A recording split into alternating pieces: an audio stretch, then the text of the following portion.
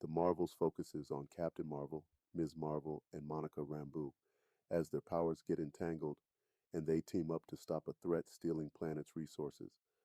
Character slash roast Captain Marvel, Brie Larson, the strongest Avenger, investigates a planetary threat and encounters a mysterious light, leading her to join forces with other heroines. This collaboration between the heroines was the highlight of the movie.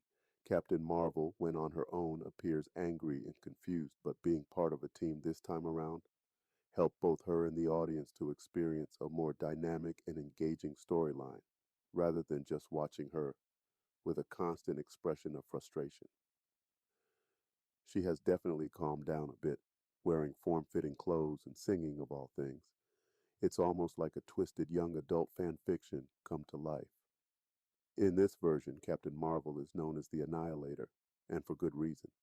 She single handedly destroyed an entire AI system that kept the Kree in check, along with their resources. Essentially, she dismantled the Matrix and disrupted the system, leaving the movie villain dar-benn seeking revenge. Captain Marvel is really the movie's villain due to the amount of screw ups and her lackluster efforts to rectify the damage she causes. It is mind numbing how she could destroy a planet's sun without anticipating any consequences or someone seeking her out to address the issue. Kamala Khan, Iman Vellani, is a young Avenger who possesses a cosmic bangle granting her light based abilities. She represents the epitome of a teenager with powers yearning to join a team of heroes. However, Kamala often put her family at risk by using her powers around them, despite the knowledge that she could switch places with another heroine. In one pivotal moment of the movie, she uncovers that the villain possesses an identical bangle to hers and is warned not to let the villain obtain it. Unfortunately, she disregards the advice, and the consequences lead to the villain tearing a hole through space and time. Kamala was feeling confident and determined when she visited Kate Bishop, also known as the female Hawkeye, to discuss recruiting Ant Man's daughter for an all girls Youth Avengers team. Monica Rambeau, Teyona Paris, acquired her powers through a witch's hex and finds herself entangled in this complicated situation. Monica and Captain Marvel share a family history, but like any family ties, their relationship has become strained. Monica's negative feelings towards Captain Marvel are not entirely the fault of Captain Marvel herself, but rather a problem that Monica may need to address with the help of a therapist. Having a childhood idol and feeling disappointed when they break a promise is already upsetting. However, experiencing the loss of existence and returning only to discover that your mother has passed away is incredibly distressing. It served as a compelling backstory for a character like Monica, who embodies the concept of a magical Negro. When Nick Fury uses the phrase "black girl magic" to inspire Monica to take flight, it adds an extra layer of empowerment. Toward the end of the film, when a rift opens between time and space, the magical Negro character makes a sacrifice to save the world. In Monica's case, considering what she had to live for her career, I would have made the same decision.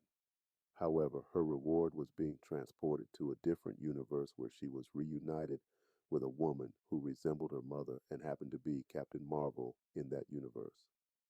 Adding to the confusion, it is not disclosed whether this Captain Marvel was the one who was destroyed by Scarlet Witch in Multiverse of Madness. Thoughts? The Marvels isn't as disappointing as the first one, but unfortunately, that doesn't really improve its overall quality. In a world where superhero films are becoming increasingly common, this movie adds fuel to the fire of audience fatigue. The search for compelling villains falls short, and Captain Marvel created a problem, provoking another woman, dar-benn, to take action. It's frustrating to see that male characters are not allowed to express their anger or pose a genuine threat.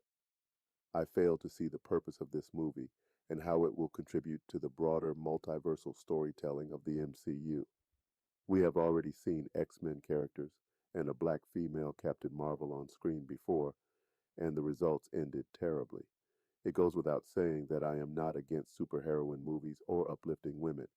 However, it should not be at the expense of downplaying men or portraying them as useless.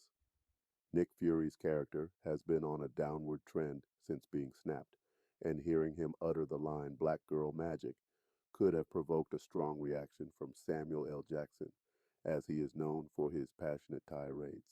The subplot involving Goose and the kittens swallowing the crew on the space station was entertaining. It was also enjoyable to witness the women learning how to use their powers and switching positions. The concept of a planet where Captain Marvel was a queen to a South Korean actor, Park Seon Joon, and their only means of communication was through song. Singing struck me as one of the most dumbest things I've ever seen this year. Even their attempts at portraying feminist ideals, it seems they still rely on assistance from men, only those they choose to engage with. The Marvels gets 2 out of 10.